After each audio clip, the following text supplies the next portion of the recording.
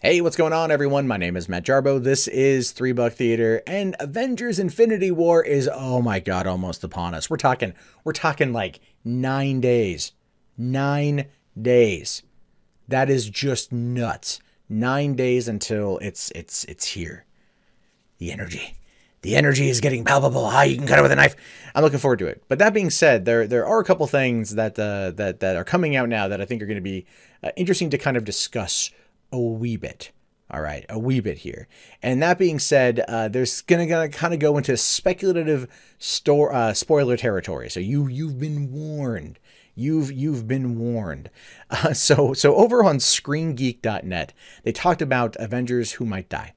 And they said here that they've been informed by a reliable source that something very bad happens at the beginning of the movie, saying the beginning of Avengers Infinity War features the death of a major Marvel character.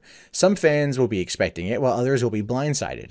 It sets the tone for the rest of the movie, as well as the future of the MCU. It's good that the Russo brothers are telling fans to be emotionally prepared for the film, because they'll definitely need to be. Whether you're expecting it or not, it's going to be big.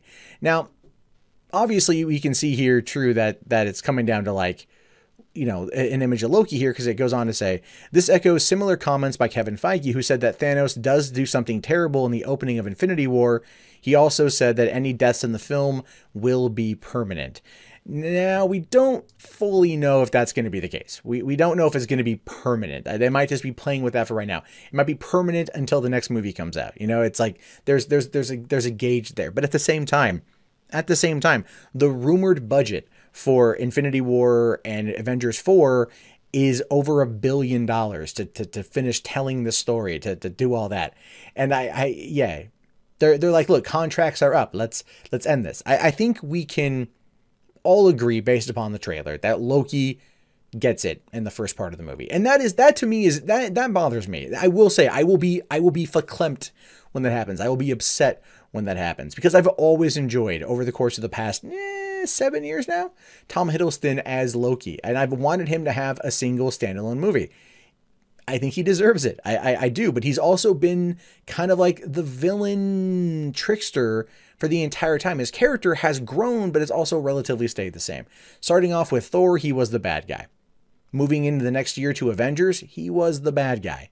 Going over into Thor 2, wasn't necessarily entirely the bad guy until the end.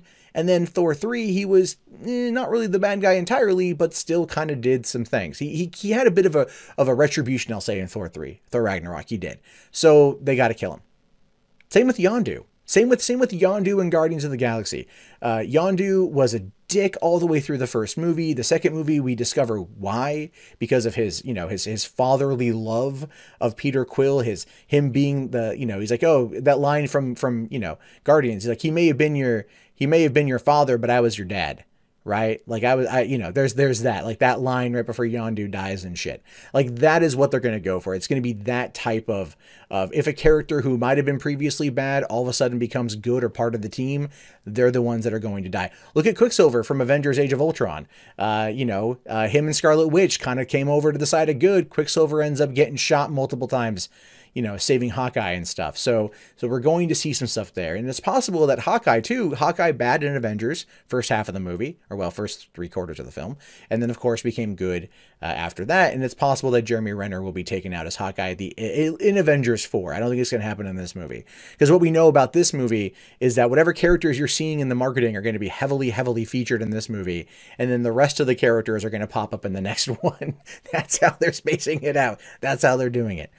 So I would say that probably everyone we saw in you know, Thor Ragnarok at the end are probably going to be dead outside of Thor, right? Loki, Valkyrie, Korg is going to die. He's gonna Taika Waititi's gonna be like, oh hey, who are you? And then dead. That's what's gonna happen with that one.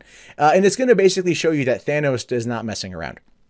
But I have I understand, I do understand ultimately, like, why they want to start with that kind of big moment. I get that.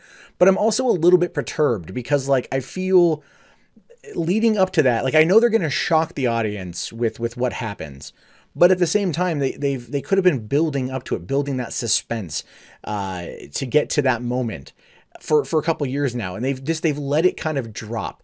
So I think that's the reason why they're going to go in just and have him take people out. You know, I mean, look at the trailer. This again, kind of spoiler territory. If you haven't seen the leaked trailer that came out of Comic-Con, you know, you see when Thor meets the Guardians, it's because that ship blows up, you know, and he lands on their windshield. Like, that's the whole thing. So we know that something bad happens. We've only seen Loki in that one shot.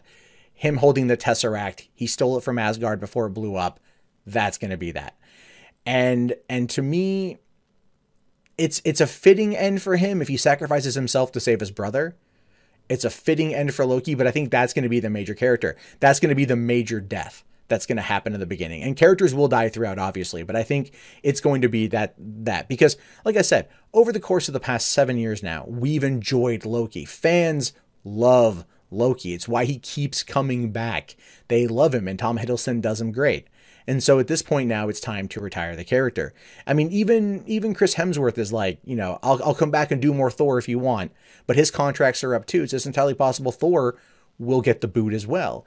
We don't know. But then again, look, when they come to the Gauntlet's got the time stone if he gets it.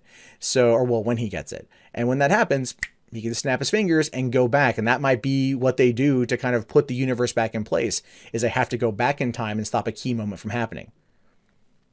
That's just kind of what my gut's telling me on this one. But who knows? I could be wrong. Part of me really does want them to just kind of take out half the cast. And it's gonna gut me. Don't get me wrong. You know, I'm a big MCU fanboy. Those who watch this channel know that. But I kind of like the idea of permanence. I like the idea of making that be a thing. And if that happens, then it's going to be kind of shocking, because these are movies that are franchises. These are tentpoles. They are not meant to kill off these characters, but Marvel's got a whole next 10 years planned, and it's going to space. It's not necessarily staying here on Earth entirely. So as a result of that, they're going to very much move away from it. And it's gonna be interesting. It's going to be tragic. It's going to be emotional, but I can't freaking wait to see it. But what do you guys think about this? Do you think that there's going to be a big thing? You think this is all misdirection? Do you think I'm right? Do you think I'm wrong? Let me know in the comments. My name is, of course, Matt Jarbo. This has been 3 Buck Theater. If you haven't already, thumbs up the video, subscribe to the channel, click on that bell, because YouTube lately has been sucking at sending out videos. I'll talk to you guys later. Have yourself a great day, and peace out.